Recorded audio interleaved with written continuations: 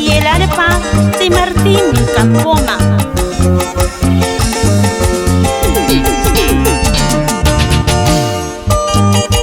Qué bonito, suavecito, ay qué rico,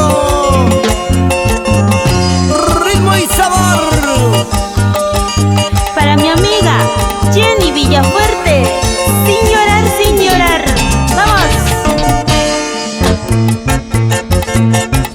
Elizabeth, mírenla, cómo se vacila.